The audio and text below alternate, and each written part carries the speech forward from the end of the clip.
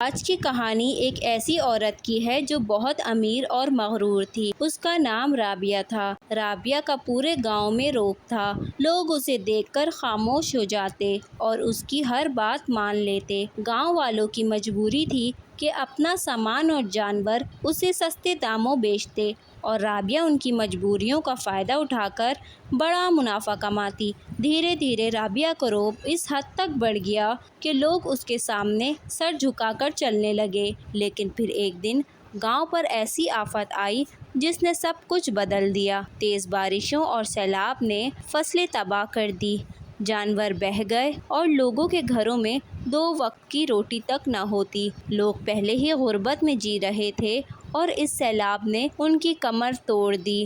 رابعہ کا بھی کچھ نقصان ہوا، لیکن اس نے اپنے نوکروں کی مدد سے پانی کا رخ اپنی زمین سے موڑ کر دوسرے گاؤں والوں کی زمین کی طرف کر دیا۔ گاؤں والے برباد ہو گئے اور پھر زیادہ تر لوگ رابعہ کے دروازے پر اپنا بچا کچا سامان لے کر جاتے کہ شاید 2 وقت کی روٹی کا انتظام ہو جائے۔ اس گاؤں میں ایک پڑھا لکھا لڑکا تھا جس کا نام ندیم تھا۔ ندیم شریف اور سمجھدار لڑکا تھا۔ وہ رابعہ کی تنگ دلی اور ظلم سے بہت تنگ آ چکا تھا، لیکن جتنی بھی ضرورت ہو اس نے کبھی رابعہ کے دروازے پر اپنا سر نہیں جھکایا۔ اسے معلوم تھا کہ رابعہ صرف پیسے اور لالچ کی زبان سمجھتی ہے۔ ندیم اسے اچھی طرح جانتا تھا، اس لیے اس نے فیصلہ کیا کہ اب وہ گاؤں والوں کے ساتھ ظلم برداشت نہیں کرے گا۔ ندیم نے اپنا پلان بنایا اور گاؤں کے جوان لڑکوں کو ساتھ ملایا اور بولا، اب رابعہ کو سبق سکھانے کا وقت آ گیا ہے۔ کچھ ہی دن بعد گاؤں میں ایک تہوار آیا اور میلہ لگایا گیا۔ گاؤں والوں نے مہمان بنا کر رابعہ کو دعوت بھیجی۔ رابعہ اپنے غرور اور شاندار طریقے سے میلہ دیکھنے آئی۔ سب لوگ اسے دیکھ کر خاموش ہو گئے۔ اسے لگتا تھا کہ سب لوگ اس کی عزت کر رہے ہیں، لیکن اصل میں سب اس سے تنگ آ چکے تھے۔ اس رات جب رابعہ میلہ دیکھ رہی تھی، ندیم اور اس کے ساتھی چپکے سے بھیس بدل کر اس کے بنگلے میں گھس گئے۔ انہوں نے ہر کونا تلاش کر کے اس کا سارا زیور اور پیسے جمع کیے اور ایک جگہ چھپا دیے۔ پھر سب واپس میلے میں آ کر شامل ہو گئے تاکہ رابعہ کو شک نہ ہو۔ رابعہ جب اپنے گھر آئی تو وہ بہت تھکی ہوئی تھی۔ وہ گھر آ کے فوراً سو گئی، لیکن اگلے ہی دن جب اس نے لاکر کھولا تو اس کے ہوش اڑ گئے۔ تجوری خالی تھی، زیور اور کیش سب غائب تھا۔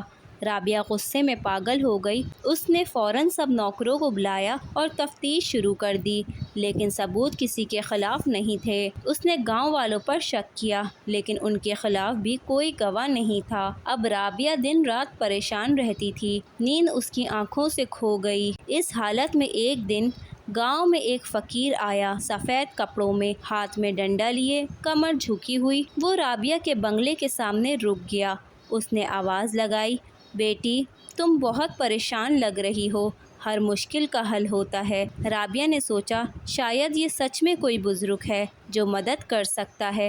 اس نے فقیر کو اندر بلایا اور رو رو کر کہا، بابا میرا سارا خزانہ چوری ہو گیا ہے، مجھے میری دولت واپس چاہیے۔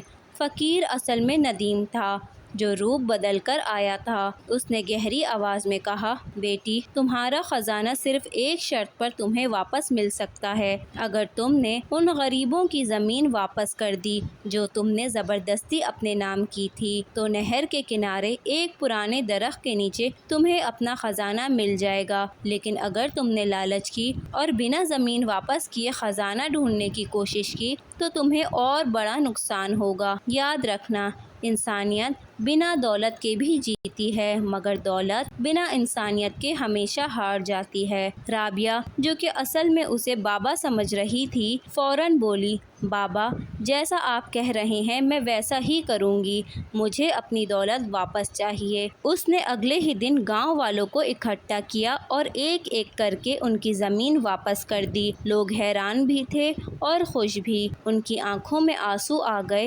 ایک بوڑھی ماں نے کہا، رابعہ بیٹی آج تم نے ہماری دعائیں جیت لیں، رابعہ چپ رہی، لیکن اس کا دل پہلی دفعہ ہلکا ہوا۔ پھر وہ اکیلے نہر کے کنارے اس درخت کے نیچے بیٹھی، ہاتھ اٹھا کر دعا کی اور اپنے گناہوں کی معافی مانگی۔